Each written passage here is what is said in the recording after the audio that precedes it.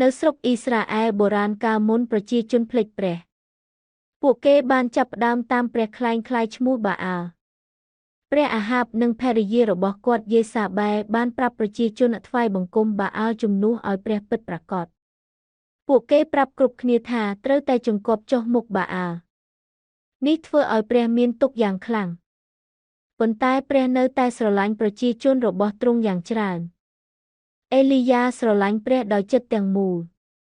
ព្រះបានផ្ដល់សារពិសេសមួយឲ្យអេលីយ៉ាដើម្បីនាំទៅឲ្យព្រះអាហាបគាត់មានភាពក្លាហានទោះបីជាព្រះអាហាបមានអំណាចធំធេងក៏ដោយអេលីយ៉ាទៅជួបព្រះអាហាបហើយនិយាយថាព្រោះអ្នកបានបោះបង់ព្រះហើយទៅថ្វាយបង្គំបាអាល់នោះនឹងមិនមានភ្លៀងធ្លាក់នៅលើដីទៀតឡើយគ្មានភ្លៀងមានន័យថាគ្មានអាហារគ្មានស្មៅបៃតងនិងគ្មានទឹកវានឹងបន្តរហូតដល់ព្រះមានពាក្យថាចប់ព្រះអាហាបមិនជឿអេលីយ៉ាទេ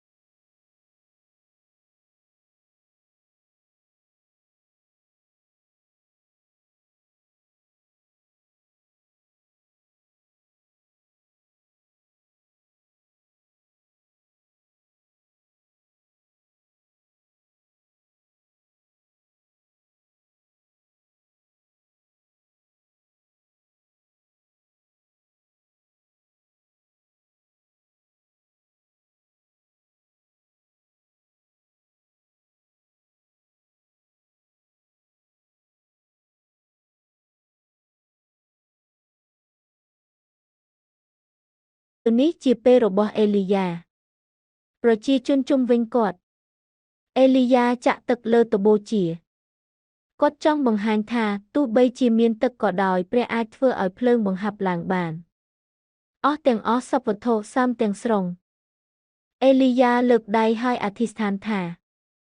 ព្រះអម្ចាស់ដូរមើលឲ្យគ្រប់គ្នាឃើញថាព្រះជាព្រះពិតប្រាកដនៅក្នុងអ៊ីស្រាអែលសូមឆ្លើយខ្ញុំដើម្បីឲ្យប្រជាជនដឹងថាព្រះគឺជាព្រះ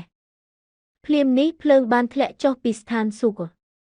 វាដុតគ្រប់យ៉ាងគោឈើថ្មហើយសូម្បីតែទឹកផង